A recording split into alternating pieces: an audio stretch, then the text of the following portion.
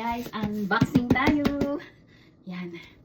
So, kasi nasira yung water dispenser namin, kailangan ko mag-find ways na bibili ng water filter. Kasi guys, may problema ako pag nakainom ako ng tubig na may chlorine.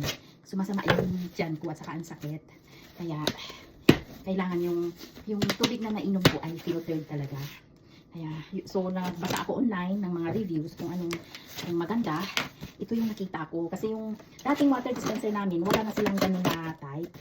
Ngayon, tapos may mga review ako na hindi maganda na nabasa. Although, yung sa amin, ay okay naman. Pero, itry natin to. Para hindi na kami bibili ng water bottle.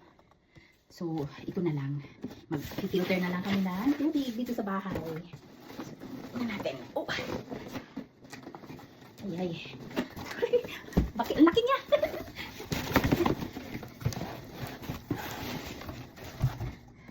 So, ito siya guys.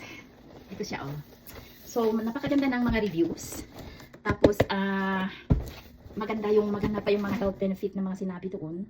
So, bali, it alkalize the water as well. So, tingnan natin kasi, sana yung result sa amin, ang resulta nito ay as good as the review online. Kaya, finger cross. Sana okay siya. Nalilito na yung ano. So, ito siya guys, oh. Ito, yan. So, meron siyang, ito yung ano, yung alkaline water mineralized rocks. So, ito siya. Tingnan natin. Ito siya. Tapos, ito. Ito. Marami. Tapos, ito pa. Let's see. Tapos, ito siguro yung pinaka-filter. Diba?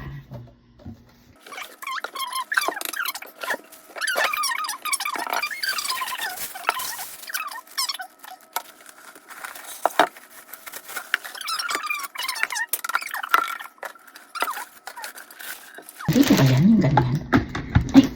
Ay, ito siya. Ito siguro ganun. Ganun na. So, hugasan ko ito mamaya bago gamitin, no?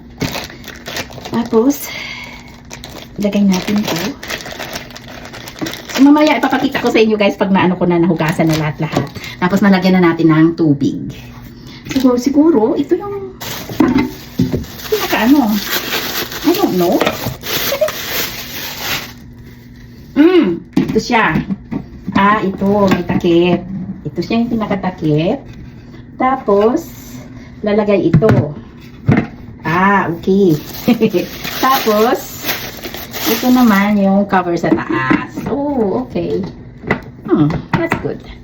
Tapos, dito naman yung pinaka-faucet.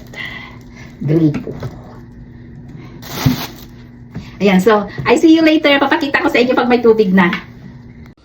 There you go, guys. My ceramic gravity water filter. Okay, it's all installed. Now, I'm waiting for the water to get it filtered. You see, the dripping is very slow. Because, you know what? This is the upper tank. And this one is the ceramic filter.